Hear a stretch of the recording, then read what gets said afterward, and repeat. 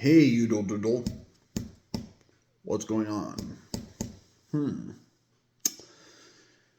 Around California, do you hear people say the phrase, how do you do, very much anymore? If I was to think of certain beaches in California like Ventura or Pismo Beach or a place near San Francisco, that's not really what Californians would say anymore. That's kind of that's a dated and kind of obsolete expression, especially in Ventura and Los Angeles area. When someone's at the beach, they won't say "How do you do?" Instead, they'll say "What's up?" What's up? As in, someone would hope that there's something in the sky that is beautiful, such as the sun, such as the clouds, such as the rain, such as the fall, such as the spring, such as the winter, such as the summer, especially when in Ventura, with my 18 years of living in Ventura, I never had a winter with snow. You'll think that's weird with California. That's part of the reason why California is very expensive to live in. It's because in a lot of areas in California, there's no such thing as a snowy winter night. I'm not kidding. No such thing. You'll run into it in California if you go to places like Big Bear. That's more higher up in the mountains. You'll run into snow there. But in places like San Francisco, Ventura, Sacramento, Oakland, Oxnard, Camarillo, Thousand Oaks, Rosamond, Rosedale, the list goes on in California. It's just not likely you'll have any snow in the winter in California here. And that's why it is more expensive to live here, because since you do not have that cold winter, you have more of the opportunity to work for a living because there's no snow in most of these areas of California to stop you from working here. So for that reason, California can be more mature than you think. In fact, sometimes I run into people in California who may get a little bit,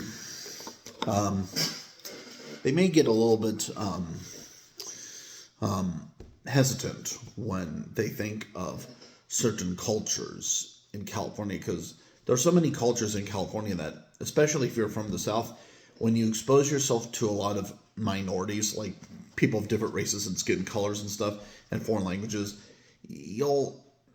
over the years, you'll probably grow into someone who will just remember, like, the countryside or, like, the rural place where he came from as, like, or even, like, a New York place thing as, like, just some obsolete and distant memory that is useless now. And I feel sad in a lot of ways. So, maybe I'll hear, someone from New York say that their pizza's wonderful in New York. And I tell them, well, I'm sorry, I cannot take an airplane flight from California to New York over and over again just to eat pizza. If our pizza is bad, then I just have to learn to adjust it and try to make it better. And you can't do that with cooking, no matter where you are. So, for example, maybe I could take something of a mature content, such as this elementary Japanese book that I still keep from my community college attendance. It's a very firm Japanese book, and it has information in it about Japan, as you can see here with the Japanese hiragana and kanji and other calligraphy. And Japan is interesting. If I wanted to say something of a horror movie scene for a Japanese school in turmoil from a ghost haunting, maybe I would say something from the movie Pulse, like, Shiwa Eien no Kudoku Taskate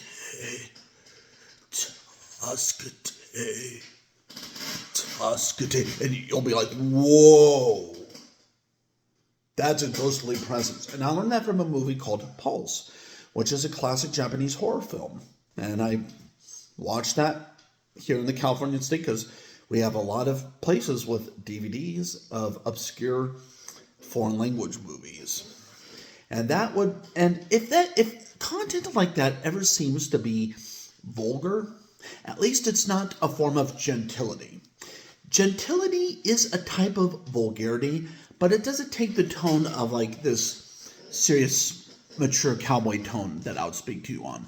Like, let me change costumes a little bit and get another prop to show you what gentility would be like in the real world. So, like, let's get rid of the brown and dirty cowboy hat, and let's put on instead this. I know, you're probably wondering, what? Really? Yes. Let's put on this. Okay? Let's pretend we're in a Looney Tunes cartoon, okay? And I open this jacket. Okay. I open this jacket. And I get, look at this. And I get these beads right here. Beads with a baby blue shirt. And I hold this new toy I got for my interest in my nephew.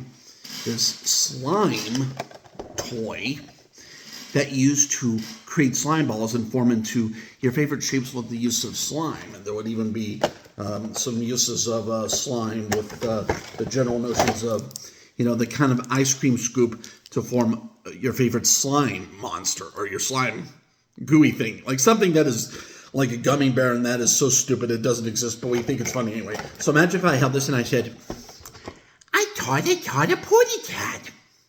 I did the copycat. You see, that's Looney Tunes. And that is still vulgarity in some way, or at least it can become vulgar.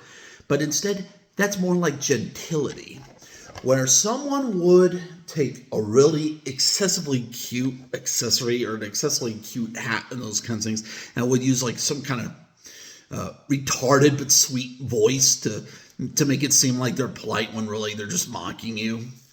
And for that reason, gentility actually can be a type of vulgarity. If dictionaries writers do not know that, I'll tell them then you need to do more research. That's not my fault. That's your fault. Yeah, do your homework. Yes. So that is basically all that there is of this whole thing of the difference between like rough behavior and golly behavior. Rough behavior and golly behavior. I've heard the word golly, and the word golly is similar to the word gay, and especially if we reverse the phrase happy and gay to gay and happy. Generally, it's good in the United States, in most parts, to be happy and gay. People will not hurt you, generally, if you're happy and gay. But if you try to be gay and happy, then you could make some people be a little bit concerned about you, because in the United States, we do have hunting grounds. We do have like mad cow animals, and there's like scary moose if you go to the right part of America, and you may have to defend yourself in your life. And so therefore the whole Tweety Bird thing from Looney Tunes, like, I taught a copycat. Yeah, that would not be relevant to that pursuit. And definitely with Looney Tunes, a lot of Looney Tunes is actually now just basically considered mature content. If you try to buy DVDs in Family Dollar or Dollar General in my country. So what that means is that in the past, we accidentally thought that Looney Tunes was really for children when really we were prejudiced about the colors. In reality, with how Looney Tunes originally was and how a lot of cartoons originally were in the United States, a lot of cartoons originally in the United States, including Looney Tunes, were actually more meant for adults, because there would be showcases in the cartoons of things like beer and some bitter and disgusting soda and that kind of stuff, especially the kind of coffee that tastes like mud. Remember that from Three Stooges? Yeah, when your coffee tastes like mud, that means that they did not properly pick the coffee beans from the fields in Colombia or Ecuador. That's what it means when coffee tastes like mud. And yeah, so that's basically the gist of it. And I hope you guys take care. And always remember that even if you're polite, you could still be vulgar and you could offend someone if you do not tell the truth, especially when you assume that the truth is literally hate speech and that it's better just to make up new ideas on the fly to try to escape from a situation. If you do that, people will pluck your feathers out.